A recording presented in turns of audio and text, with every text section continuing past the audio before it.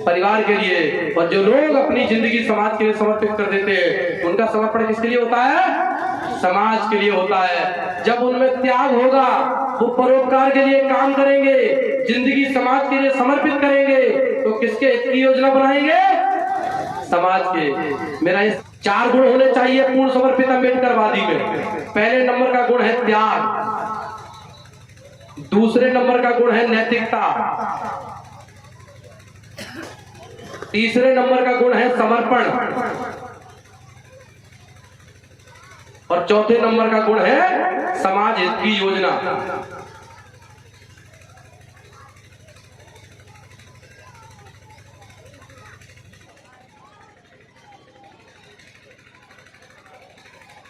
त्याग। क्या बताइए, जितने भी फोटो इस चित्र में लगे हुए हैं, ऐसा कोई महापुरुष है जिसने अपने जीवन का त्याग ना किया हो, परिवर्तन कर दिया हो? ऐसा कोई है? यानी कि बिना त्याग के महापुरुषों को आंदोलन नहीं चलाया जा सकता।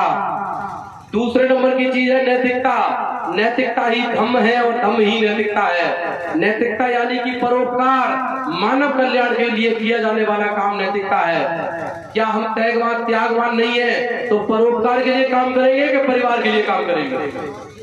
परिवार के लिए काम करेंगे, परोपकार के लिए नहीं करेंगे।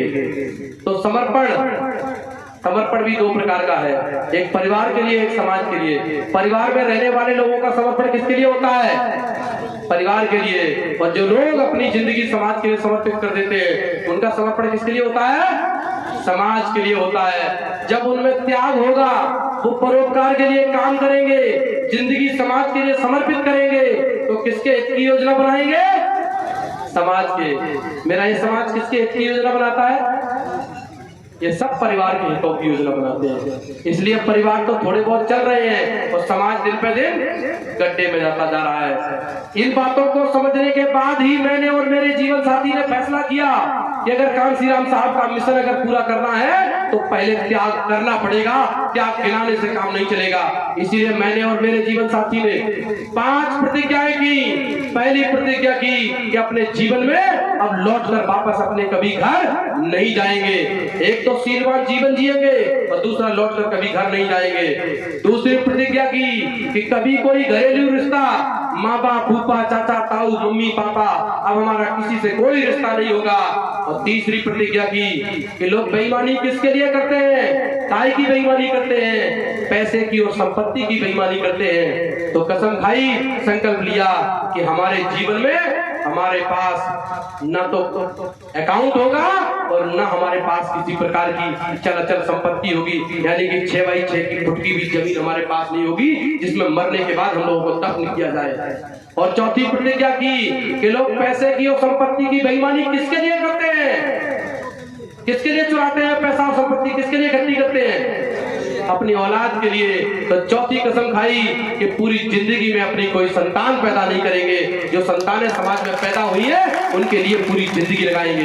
ये फैसला करके तो 5वां करेंगे क्या कि जो मेरे समाज में जाति का रोग है, जिस कारण ये बहुजन एक साथ बैठना, एक साथ खाना, एक साथ समारोह करना नहीं कर रहे हैं, इनको एक साथ बैठना, एक साथ खाना, एक साथ समारोह करना कराकर जो लोग संगठनों में, समितियों में, पार्टियों में बिखरते जा रहे हैं, लोग नए नए संगठन, नई नई समितियां, नई नई पार्टियां बनाते जा रहे हैं, उनको सबको इकट्ठा करेंगे और इकट्ठा करके मान्यवर कांसी राम साहब का अधूरा बहुजनों को हुक्मरान बनने का सपना पूरा करेंगे। इसके लिए पूरी जिंदगी लगाएंगे।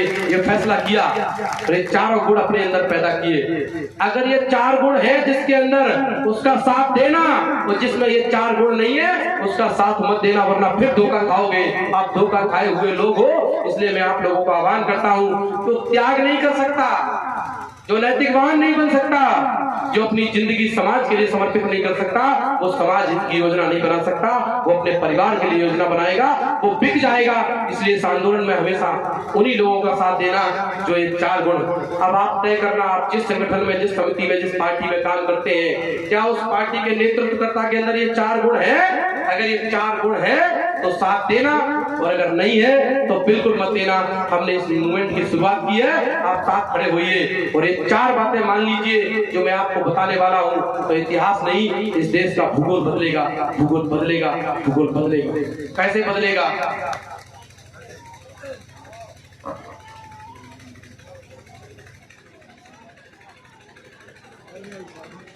अभी मेरा समाज करता क्या है, घर में आई शादी दिखाने कहां जाएगा, किसके पास जाता है, पंडे के पास।